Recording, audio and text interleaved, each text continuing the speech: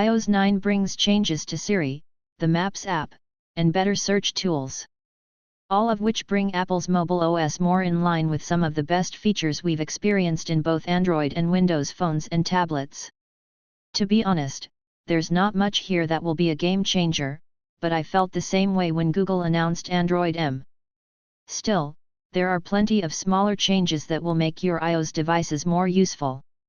Launched July 9, the iOS 9 public beta paints a clear picture of what's coming this fall to the wildly popular mobile OS.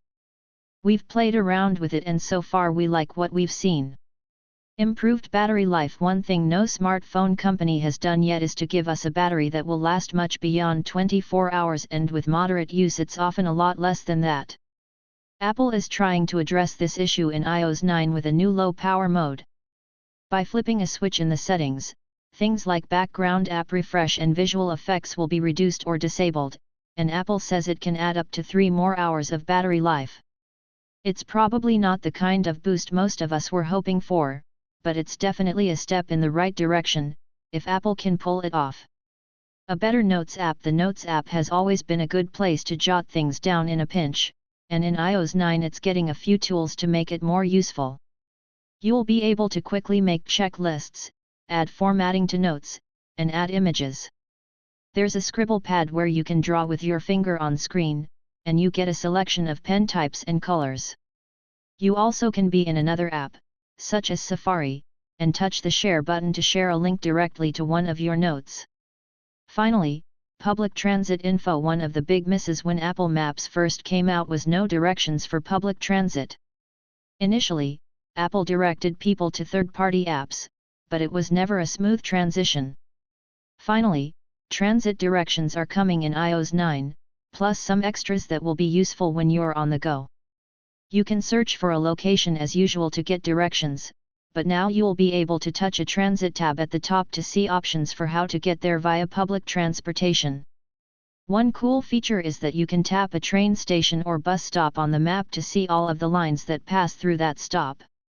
It also will show you all the exits of a multi-level station so you can easily see how to continue your journey. News as a default app. There are tons of third-party news apps in the App Store, but Apple decided to put together its own, and we like what we see so far. Taking a page from apps like Flipboard or Pulse, Apple News will let you pick from categories or news services, then gives you a feed of stories. It has Explore features that give you suggested channels and topics, or you can browse through categories. A search button gives you suggested searches, and you can type in a topic for stories about that topic. Clearly there are plenty of third-party alternatives that do the same thing, but Apple probably figures if it's already on your iPhone you won't need to seek those apps out. Siri gets smarter. Along with Spotlight, along with a slight design overhaul, Siri will be able to do more than what she did previously. You'll be able to ask her questions that relate to locations and times, such as remind me to call Mom when I get home or show me all the photos I took last Thursday, and Siri will deliver in seconds. When you launch Spotlight, search by swiping right from the first home screen or swiping down, you'll now get your most common contacts, recent apps you were using, a few things you might want to know are nearby, and stories from news. When you choose a nearby item, you'll quickly go to Maps to see all the locations that match your choice. The app switcher gets a new look. You might have noticed that recent contacts has now moved to the search screen in iOS 9, when it used to be at the top of the app switcher. That's not the only change. A double press on the home button still brings up the app switcher, but it treats apps as pages that rotate as you swipe. You can still swipe multiple apps upwards to stop them from running in the background, but the new layout makes it easier to find open apps quickly. If you were used to having recent contacts at the top of the app switcher, it will probably take some getting used to, but I think it feels more natural on the search screen. A welcome change to the Apple keyboard. It may seem like a small thing, but I'm really happy with one change to the keyboard in iOS 9. Until now, whether you touched the Shift key or not, all the letters on the keyboard were capitalized. Now, along with a system-wide font change, the keyboard shows the letters in lowercase when Shift is off and quickly shows the capped versions when you hit Shift. This is a great change because iOS 8 tended to be confusing visually and you couldn't really tell whether you hit shift or not. iPad only upgrades while iOS 9 brings a lot of changes to the iPhone. The iPad has its own set of upgrades, but you'll only be able to use all of them on the latest hardware. Sarah 2/CNET. A new split screen feature lets you run two apps side by side for true multitasking. You can touch and drag the border to show one app on more of the screen. The only drawback is you'll need an iPad Air 2 to use the split screen functionality. Next is a feature called Slide Over. Swiping from the side brings up a shortcut bar of apps. You can tap one and quickly access an app to respond to messages or write something down. It works on a greater range of iPads, and feels like a smarter type of side dock.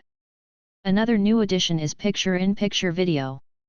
Apps that choose to hook into this feature will allow pop-up video playback in a small window that can be dragged around. It is much like what you can do on a computer, or on Samsung tablets. It even will continue playing right on your home screen. Pinching adjusts the size, and you can easily tap to close. Sarah 2/CNET. Finally, you can use the keyboard as a trackpad. By touching and swiping with two fingers, you can quickly move the cursor to another part of a document or location on screen. It lets you edit far faster than the old method of touching and holding a word to zero in on mistakes. This feature is huge for iPad writers, bringing the iPad much closer to a laptop than ever before. When can you get iOS 9? Apple says iOS 9 will be compatible with just about every device. Even the iPad 2 and iPhone 4s should work seamlessly with iOS 9, which is a big deal because, although Apple gave the all-clear for those older devices on iOS 8, many people reported slow performance causing others to avoid the update entirely. Still, like the Android M update we got in May, nothing here is going to really knock your socks off. I would argue that there's not much left to add to smartphone OSes, but any refinements and additions that make things easier are welcome. You can sign up for the iOS 9 public beta now, but I recommend waiting on installing the beta if you don't have a dedicated test device. Look for the free iOS 9 update to drop this fall, presumably when Apple launches its next new smartphone and tablet.